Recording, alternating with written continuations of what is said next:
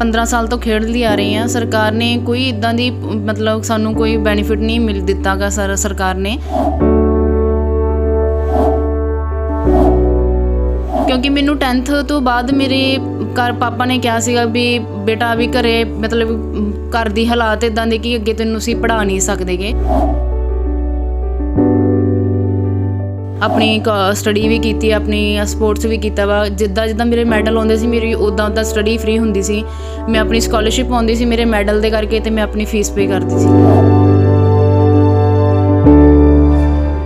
Support ਉਹਨਾਂ ਦੀ ਹੋ ਰਹੀ ਆ ਕਿਉਂਕਿ ਜਿਹੜੇ ਹੁਣ ਪਿਛਲੇ ਦੋ ਬੱਚੇ ਜਿਹੜੇ ਉਹਨਾਂ ਨੇ ਕੀਤੇ ਆ, ਜੁਆਇਨ ਕਰਵਾਏ ਆ ਗੌਰਮੈਂਟ ਜੋਬ ਲਈ, ਉਹਨਾਂ ਦੀ ਸਪੋਰਟ ਹੁੰਦੀ ਆ। ਸਾਡੇ ਵਰਗੇ ਬੱਚਿਆਂ ਦੀ ਸਪੋਰਟ ਨਹੀਂ ਹੋ ਰਹੀਗੀ। ਪਰ ਮੈਨੂੰ ਲੱਗਦਾ ਕਿ ਹੁਣ ਤੱਕ ਅਗਰ ਇੱਦਾਂ ਫਿਊਚਰ ਬਣਨਾ ਵਾ ਬੱਚਿਆਂ ਦਾ, ਜਾਂ ਉਹਨਾਂ ਨੇ ਮਜ਼ਦੂਰੀਆਂ ਕਰਨੀਆਂ ਜਾਂ ਦਿਹਾੜੀਆਂ ਕਰਨੀਆਂ ਵਾ, ਤਾਂ ਮੈਨੂੰ ਲੱਗਦਾ ਕਿ ਸਕੂਲ ਕਾਲਜ ਬੰਦ ਕਰ ਦੇਣੇ ਚਾਹੀਦੇ ਅਤੇ ਸਪੋਰਟਸ ਬੰਦ ਕਰ ਦੇਣੀ ਚਾਹੀਦੀ, ਕਿਉਂਕਿ ਇਹਦੇ ਵਿੱਚ ਕੋਈ ਫਿਊਚਰ ਨਹੀਂ ਹੈਗਾ।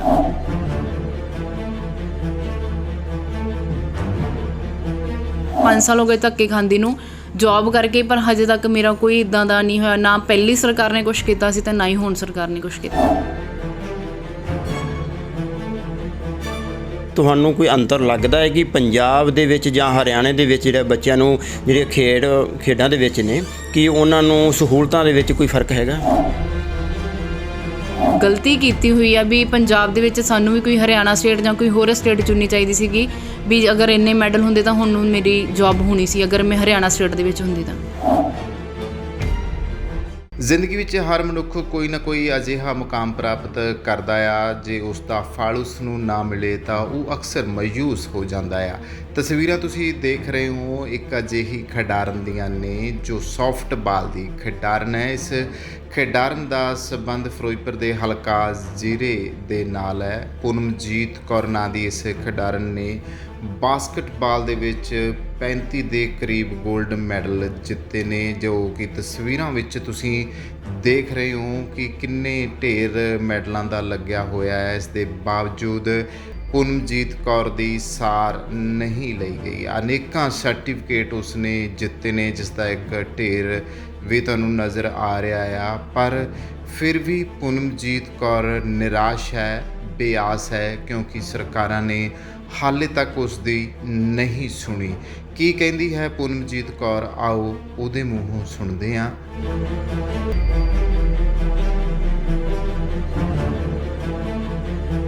ਸਤਿ ਸ਼੍ਰੀ ਅਕਾਲ ਜੀ, ਤੁਸੀਂ ਦੇਖ ਰਹੇ ਔਨ ਏਅਰ ਅਤੇ ਮੈਂ ਸਿਮਰਨ ਸਿੱਧੂ। ਅੱਜ ਇੱਕ ਐਸੀ ਪੰਜਾਬ ਦੀ ਜਿਹੜੀ ਕਿ ਬੇਟੀ ਹੈ, ਜਿਹਦੇ ਨਾਲ ਅਸੀਂ ਤੁਹਾਨੂੰ ਰੂਬਰੂ ਕਰਨ ਜਾ ਰਹੇ ਹਾਂ, ਜਿਸ ਨੇ ਪੰਜਾਬ ਦੇ ਵਿੱਚ ਕੀ ਕਹਿ ਸਕਨੇ, ਇੰਡੀਆ ਦੇ ਵਿੱਚ ਜਿਹੜੀਆਂ ਨੇ ਪੂਰੀਆਂ ਮੱਲਾਂ ਮਾਰੀਆਂ ਹੋਈਆਂ ਨੇ। ਸਾਡੇ ਨਾਲ ਉਹ ਪੰਜਾਬ ਦੀ ਧੀ ਬੈਠੀ ਹੋਈ, ਮੈਡਲ ਉਹਦੇ ਕੋਲ ਜਿਹੜੇ ਨੇ ਗੋਲਡ ਮੈਡਲ ਵੀ ਜਿਹੜੇ ਹੈਗੇ ਨੇ ਨੈਸ਼ਨਲ ਲੈਵਲ 'ਤੇ ਜਿਹੜੀ ਖਿਡਾਰਨ ਨੇ। ਅੱਜ ਜਿਹੜੀ ਹੈਗੀ ਇਹ ਸਰਕਾਰਾਂ ਨੇ ਅੱਖੋਂ ਪਰੋਖਾ ਉਹਨਾਂ ਨੂੰ ਕੀਤਾ ਹੋਇਆ ਹੈ। ਸਾਡੇ ਨਾਲ ਫਿਰੋਜ਼ਪੁਰ ਜ਼ਿਲ੍ਹੇ ਦੀ ਇਹ ਧੀ ਜਿਹੜੀ ਬੈਠੀ ਹੋਈ ਹੈ ਪੂਨਮਜੀਤ ਕੌਰ, ਸਾਡੇ ਨਾਲ ਹੈ, ਜਿਹੜੀ ਕਿ ਸੌਫਟਬਾਲ ਦੀ ਖਿਡਾਰਨ ਨੇ, ਪਰ ਸਰਕਾਰਾਂ ਦੇ ਵੱਲੋਂ ਅੱਖੋਂ ਪਰੋਖਾ ਕੀਤਾ ਗਿਆ। ਅਸੀਂ ਤੁਹਾਨੂੰ ਉਹਨਾਂ ਦੇ ਨਾਲ ਮਿਲਾਉਣੇ ਆ, ਗੱਲਬਾਤ ਕਰਨੇ ਆ ਕਿ ਪੰਜਾਬ ਸਰਕਾਰ ਦੇ ਵੱਲੋਂ ਉਹਨਾਂ ਨੂੰ ਕੀ ਸਹੂਲਤਾਂ ਮਿਲ ਰਹੀਆਂ ਨੇ ਕਿ ਜਾਂ ਨਿਰਾਸ਼ਾ ਮਿਲ ਰਹੀ ਹੈ। ਸਭ ਤੋਂ ਪਹਿਲਾਂ ਸਵਾਗਤ ਪੂਨਮ ਜੀ ਤੁਹਾਡਾ ਔਨ ਏਅਰ 'ਤੇ। ਇਹ ਤੁਹਾਨੂੰ ਜਿਹੜਾ ਕਿ ਪੰਜਾਬ ਸਰਕਾਰ ਵੱਲੋਂ ਕੀ ਸਪੋਰਟ ਮਿਲ ਰਹੀ ਹੈ? ਨਹੀਂ ਸਰ, ਮੈਂ ਮਤਲਬ 15 ਸਾਲ ਤੋਂ ਖੇਡਦੀ ਆ ਰਹੀ ਹਾਂ। ਸਰਕਾਰ ਨੇ ਕੋਈ ਇੱਦਾਂ ਦੀ ਮਤਲਬ ਸਾਨੂੰ ਕੋਈ ਬੈਨੀਫਿਟ ਨਹੀਂ ਮਿਲ ਦਿੱਤਾ ਗਾ ਸਰਕਾਰ ਨੇ ਵੀ ਕਿ ਸਾਨੂੰ ਕੋਈ ਪੁੱਛ-ਗਿੱਛ ਹੋਵੇ ਜਾਂ ਸਾਡਾ ਕੁਛ ਪੁੱਛਿਆ ਜਾਵੇ ਜਾਂ ਕੋਈ ਜੋਬ ਮਿਲੀ ਜਾਵੇ, ਕੁਛ ਇੱਦਾਂ ਦਾ ਕੁਛ ਨਹੀਂ ਸਰਕਾਰ ਨੇ ਹਜੇ ਤੱਕ ਸਾਨੂੰ ਪੁੱਛਿਆ ਗਾ। ਇਹ ਤੁਸੀਂ ਇੱਕ ਹੀ ਬਾਲ ਜਿਹੜਾ ਸੌਫਟ ਬਾਲ ਹੀ ਜਿਹੜਾ ਇਹ ਖੇਡਦੇ ਜੇ ਜਾਂ ਹੋਰ ਵੀ ਗੇਮ ਨਾਲ ਹੈਗੀ ਤੁਹਾਡੀ? ਨਹੀਂ ਸਰ, ਮੈਂ ਬੇਸਬਾਲ ਵੀ ਖੇਡਦੀ ਹਾਂ ਅਤੇ ਸੌਫਟਬਾਲ ਵੀ ਖੇਡਦੀ ਹਾਂ। ਪਹਿਲਾਂ ਮੈਂ ਬੇਸਬਾਲ ਵੀ ਖੇਲੀ ਹੋਈ ਆ, ਹੁਣ ਸੌਫਟਬਾਲ ਖੇਡਦੀ ਹਾਂ। ਹੁਣ ਤੱਕ ਤੁਸੀਂ ਜਿਹੜਾ ਕਿ ਫਿਰੋਜ਼ਪੁਰ ਤੋਂ ਅੱਗੇ ਪੰਜਾਬ ਜਾਂ ਇੰਡੀਆ ਲੈਵਲ 'ਤੇ ਕਿੱਥੇ ਹੁਣ ਤੱਕ ਖੇਡ ਚੁੱਕੇ? ਸਰ ਮੈਂ ਹੁਣ ਤੱਕ ਮਤਲਬ ਆਲ ਇੰਡੀਆ ਯੂਨੀਵਰਸਿਟੀ ਵੀ ਖੇਲੀਆਂ ਹੋਈਆਂ ਨੇ 5-6, ਮੈਂ ਉਹਦੇ ਵਿੱਚ ਮੈਡਲ ਨੇ ਮੇਰੇ ਕੋਲ, ਉਹ ਵੀ ਮੈਂ, ਔਰ ਨੈਸ਼ਨਲ ਲੈਵਲ 'ਤੇ ਮੈਂ ਅੰਤਰਰਾਸ਼ਟਰੀ ਖੇਡਾਂ ਵੀ ਖੇਲੀਆਂ ਹੋਈਆਂ ਨੇ। ਮੈਂ ਕਾफ़ੀ ਜਗ੍ਹਾ ਕਾफ़ੀ ਸਟੇਟਾਂ 'ਤੇ ਮੈਂ ਜਾ ਚੁੱਕੀ ਹਾਂ। ਉੜੀਸਾ ਹੋ ਗਿਆ, ਗੋਆ ਹੋ ਗਿਆ, ਜਾਂ ਮਹਾਰਾਸ਼ਟਰ ਹੋ ਗਿਆ, MP ਹੋ ਗਿਆ, ਅਤੇ ਕੇਰਲਾ ਵੀ ਮੈਂ 3-4 ਵਾਰੀ ਜਾ ਚੁੱਕੀ ਹਾਂ, ਨਾਗਪੁਰ ਹੋ ਗਿਆ, ਵੈਸਟ ਬੰਗਾਲ ਹੋ ਗਿਆ, ਇੱਦਾਂ ਮੈਂ ਸਾਰੀਆਂ ਸਟੇਟਾਂ ਦੇ ਵਿੱਚ ਜਾ ਚੁੱਕੀ ਹਾਂ। ਸਭ ਤੋਂ ਇੱਕ ਹੈਗਾ ਕਿ ਤੁਸੀਂ ਇਸ ਜਿਹੜਾ ਕਿ ਗੇਮ ਜਿਹੜਾ ਇਹ ਗੇਮ ਨੂੰ ਕਿਉਂ ਚੁਣਿਆ, ਕਿਉਂ ਗਿਆ? ਸਰ ਮੇਰੇ ਘਰ ਦੇ ਹਾਲਾਤ ਇੱਦਾਂ ਦੇ ਨਹੀਂ ਸੀਗੇ ਕਿ ਮੈਂ ਗੇਮ ਜਾਂ ਮੈਂ ਆਪਣੀ ਸਟੱਡੀ ਕਰ ਸਕਾਂ, ਕਿਉਂਕਿ ਮੈਂ ਸਕੂਲ ਟਾਈਮ ਤੋਂ ਆਪਣੀ ਗੇਮ ਚੁਣੀ ਸੀਗੀ। ਕਿਉਂਕਿ ਮੈਨੂੰ 10th ਤੋਂ ਬਾਅਦ ਮੇਰੇ ਘਰ ਪਾਪਾ ਨੇ ਕਿਹਾ ਸੀਗਾ ਵੀ ਬੇਟਾ ਵੀ ਘਰੇ ਮਤਲਬ ਘਰ ਦੀ ਹਾਲਾਤ ਇੱਦਾਂ ਦੇ ਕਿ ਅੱਗੇ ਤੈਨੂੰ ਅਸੀਂ ਪੜ੍ਹਾ ਨਹੀਂ ਸਕਦੇਗੇ। ਫਿਰ ਮੇਰੇ ਸਕੂਲ ਟਾਈਮ ਤੋਂ ਇੱਕ ਕੋਚ ਸਾਹਿਬ ਸੀਗੇ ਮੇਰੇ, ਉਹਨਾਂ ਨੂੰ ਮੈਂ ਆਪਣੀ ਸਾਰੀ ਗੱਲ ਦੱਸੀ ਸੀ ਕਿ ਇੱਦਾਂ ਦਾ ਮੈਂ ਅੱਗੇ ਸਟੱਡੀ ਨਹੀਂ ਕਰ ਸਕਦੀਗੀ। ਫਿਰ ਉਹਨਾਂ ਨੇ ਮੈਨੂੰ ਇੱਕ ਸੁਜੈਸ਼ਨ ਦਿੱਤਾ ਸੀਗਾ ਕਿ ਤੁਸੀਂ ਮਤਲਬ ਜੇ ਤੂੰ ਅੱਗੇ ਸਪੋਰਟਸ ਕਰਕੇ ਆਪਣੀ ਸਟੱਡੀ ਫ੍ਰੀ ਕਰ ਸਕਦੀ ਹੈ ਤਾਂ ਤੂੰ ਸਪੋਰਟਸ ਕਰ ਲਾ ਅਤੇ ਅੱਗੇ ਤੇਰਾ ਫਿਊਚਰ ਵੀ ਬਣ ਜੂਗਾ, ਜੋਬ ਮਿਲ ਜੂਗੀ, ਕੋਈ ਗੌਰਮੈਂਟ ਜੋਬ ਮਿਲ ਜੂਗੀ। ਅਤੇ ਮੈਂ ਇਸ ਕਰਕੇ ਆਪਣੀ ਗੇਮ ਚੁਣੀ ਸੀਗੀ ਕਿ ਮੇਰਾ ਅੱਗੇ ਸ਼ਾਇਦ ਫਿਊਚਰ ਬਣ ਜਾਏ ਅਤੇ ਨਾਲੇ ਮੈਂ ਆਪਣੀ ਸਟੱਡੀ ਕਰ ਸਕਾਂ। ਅਤੇ ਤੁਹਾਡੀ ਜਿਹੜੀ ਹੈਗੀ ਸਟਾਰਟਿੰਗ ਜਿਹੜੀ ਵਿੱਦਿਆ ਦੀ ਕਿੱਥੋਂ ਹੋਈ ਸਟਾਰਟ, ਜਾਂ ਗੇਮ ਜਿਹੜੀ ਹੈ ਤੁਹਾਡੀ ਕਿੱਥੋਂ ਸੀ, ਕਿਹੜੇ ਕਾਲਜ ਤੋਂ ਜਾਂ ਸਕੂਲ ਲੈਵਲ ਤੋਂ ਕਿੱਥੋਂ ਸਟਾਰਟ ਹੋਈ, ਕਿਹੜੇ? ਸਰ ਮੈਂ 10th ਤੱਕ ਮੈਂ ਸਰਕਾਰੀ ਸਕੂਲ 'ਚ ਕੀਤਾ ਵਾ, ਉੱਥੇ ਹੀ ਮੈਂ ਆਪਣੀ 9th ਕਲਾਸ ਤੋਂ ਗੇਮ ਸ਼ੁਰੂ ਕੀਤੀ ਸੀ। ਫਿਰ ਮੈਂ +1 +2 ਮੈਂ ਹੇਮਕੁੰਟ ਸਕੂਲ 'ਚ ਕੀਤੀ ਆ, ਉੱਥੇ ਵੀ ਮੈਂ ਗੇਮ ਕੀਤੀ ਸੀਗੀ। ਫਿਰ ਮੈਂ ਆਪਣੀ ਸਟੱਡੀ ਫ੍ਰੀ ਕਰਨ ਲਈ ਮੈਂ ਲੁਧਿਆਣੇ ਹੋਸਟਲ ਦੇ ਵਿੱਚ ਗਈ ਸੀਗੀ, ਰਾਮਗੜ੍ਹੀਆ ਗਰਲਸ ਕਾਲਜ ਦੇ ਵਿੱਚ। ਉੱਥੇ ਹੀ ਮੈਂ ਆਪਣੀ ਕਾਲਜ ਦੇ ਉੱਥੇ ਹੀ ਆਪਣੀ ਸਟੱਡੀ ਵੀ ਕੀਤੀ, ਆਪਣੀ ਸਪੋਰਟਸ ਵੀ ਕੀਤਾ ਵਾ। ਜਿੱਦਾਂ ਮੇਰੇ ਮੈਡਲ ਆਉਂਦੇ ਸੀ ਮੇਰੀ ਉੱਦਾਂ ਸਟੱਡੀ ਫ੍ਰੀ ਹੁੰਦੀ ਸੀ। ਮੈਂ ਆਪਣੀ ਸਕਾਲਰਸ਼ਿਪ ਆਉਂਦੀ ਸੀ ਮੇਰੇ ਮੈਡਲ ਦੇ ਕਰਕੇ, ਅਤੇ ਮੈਂ ਆਪਣੀ ਫੀਸ ਪੇ ਕਰਦੀ ਸੀਗੀ। ਹੁਣ ਤੱਕ ਜਿਹੜਾ ਹੈ ਕਿ ਸਰਕਾਰਾਂ ਵੱਲੋਂ ਤੁਹਾਨੂੰ ਕੋਈ ਸਪੋਰਟ ਹੋਈ ਕਿਸੇ ਪ੍ਰਕਾਰ ਦੀ ਤੁਹਾਨੂੰ? ਨਹੀਂ ਸਰ, ਕਿਉਂਕਿ ਜਦੋਂ ਵੀ ਆਪਾਂ ਖੇਲ ਕੇ ਆਉਂਦੇ ਹਾਂ ਜਾਂ ਕੁਛ ਵੀ ਇੱਦਾਂ ਹੁੰਦਾ ਵਾ, ਕੋਈ ਸਰਕਾਰ ਨੂੰ ਕੁਝ ਪਤਾ ਨਹੀਂ ਹੁੰਦਾ ਕਿ ਬੱਚੇ ਖੇਲ ਕੇ ਆਏ ਆ ਜਾਂ ਕੁਛ ਉਹਨਾਂ ਨੂੰ ਕੋਈ ਪੁੱਛ ਗਿੱਛ ਕੀਤੀ ਜਾਵੇ ਜਾਂ ਉਹਨਾਂ ਨੂੰ ਕੋਈ ਡਾਈਟ ਦਿੱਤੀ ਜਾਵੇ। ਇਹ ਸਾਰਾ ਕੁਛ ਆਪਣੇ ਪੈਸਿਆਂ ਦਾ ਹੀ ਹੁੰਦਾ, ਕਿਉਂਕਿ ਡਾਈਟ ਵੀ ਜੋ ਲੈਣੀ ਹੁੰਦੀ ਆ, ਕਿਉਂਕਿ ਇੰਨਾ ਟਾਈਮ ਪ੍ਰੈਕਟਿਸ ਕਰਨੀ ਹੁੰਦੀ ਆ, ਉਹ ਵੀ ਆਪਣੇ ਹੀ ਬੇਸ 'ਤੇ ਲੈਣੀ ਹੁੰਦੀ ਆ। ਸਰਕਾਰ ਨੇ ਹਜੇ ਤੱਕ ਕੁਛ ਨਹੀਂ ਕੀਤਾ ਇੱਦਾਂ ਦਾ।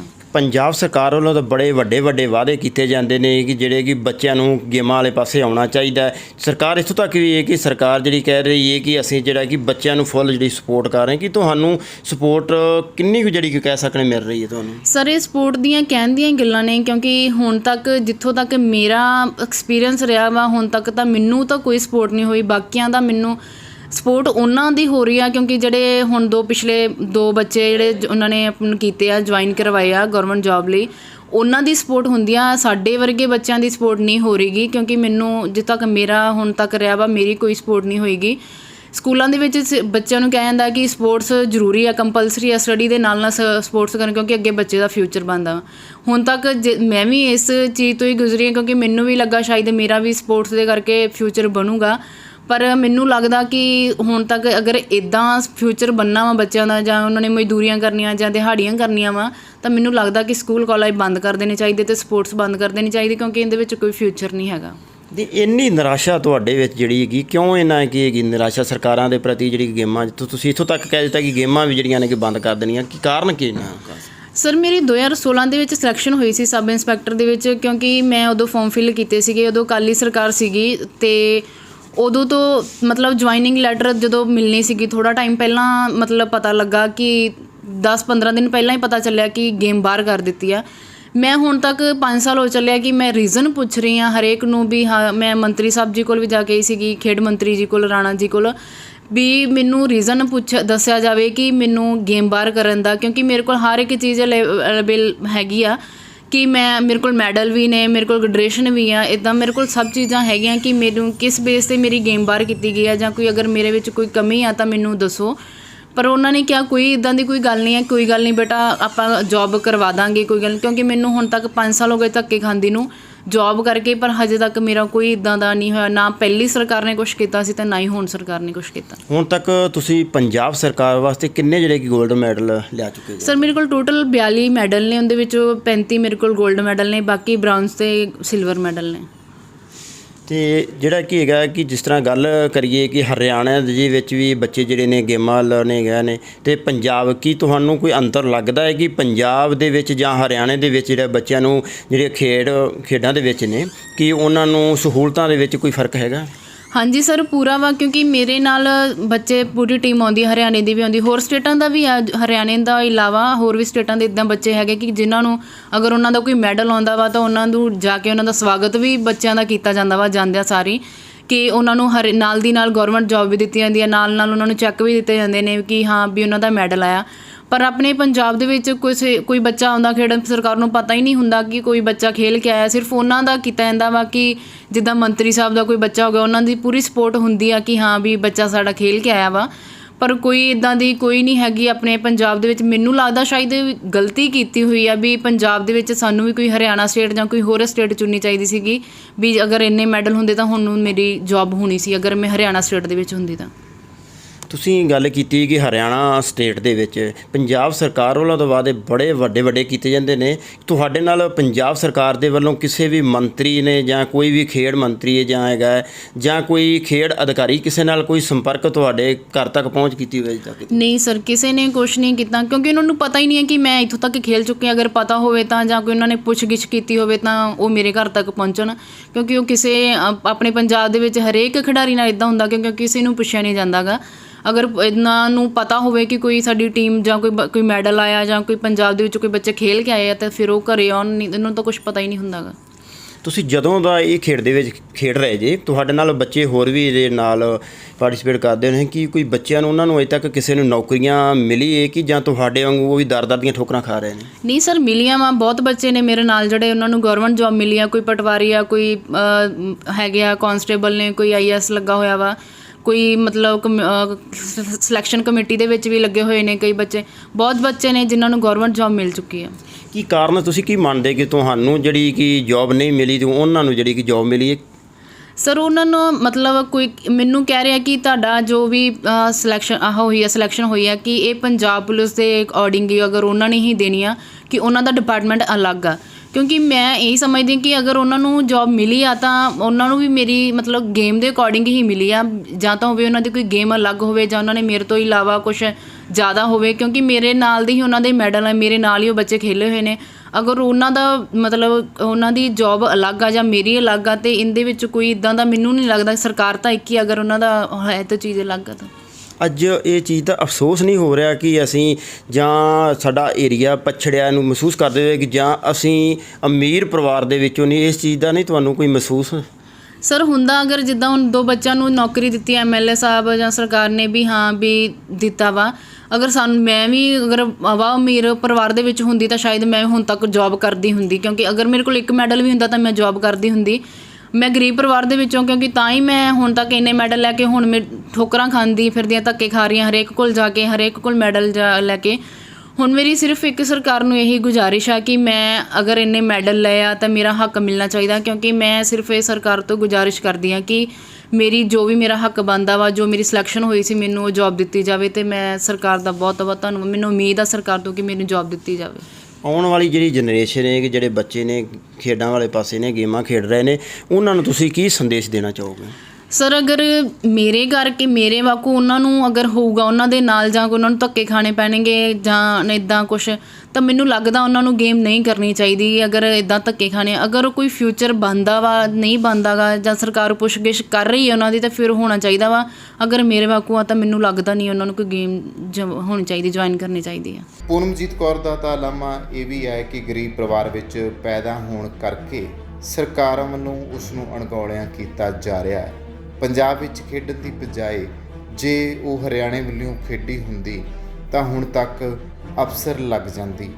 ਪਰ ਉਸ ਦੀ ਇਹ ਗੱਲ ਵਾਕਿਆ ਹੀ ਸੂਬਾ ਪੰਜਾਬ ਦੀ ਸਰਕਾਰ ਦੇ ਉੱਤੇ ਕਾਫੀ ਵੱਡੇ ਸਵਾਲ ਖੜੇ ਕਰਦੀ ਹੈ ਕਿ ਆਖਰ ਸਰਕਾਰਾਂ ਕਦੋਂ ਤੱਕ ਅਣਗੌਲਿਆਂ ਕਰਦੀਆਂ ਰਹਿਣਗੀਆਂ ਆਪਣੇ ਅਜਿਹੇ ਹੋਣਹਾਰ ਵਿਦਿਆਰਥੀਆਂ ਜਾਂ ਖਿਡਾਰੀਆਂ ਨੂੰ ਜਿਨ੍ਹਾਂ ਨੇ ਵਾਕਿਆ ਹੀ ਕੋਈ ਮੁਕਾਮ ਪ੍ਰਾਪਤ ਕੀਤਾ ਹੋਵੇ। ਹੁਣ ਦੇਖਣਾ ਇਹ ਹੋਵੇਗਾ ਕਿ ਆਖਰ ਸਰਕਾਰ ਪੂਨਮਜੀਤ ਕੌਰ ਦੀ ਸਾਰ ਲੈਂਦੀ ਹੈ ਜਾਂ ਫਿਰ ਉਹ ਇਸੇ ਤਰ੍ਹਾਂ ਹੀ ਬੇਆਸ ਬੈਠੀ ਰਹੇਗੀ। ਫਿਰੋਜ਼ਪੁਰ ਤੋਂ ਸਿਮਰਨ ਸਿੱਧੂ ਦੀ ਰਿਪੋਰਟ।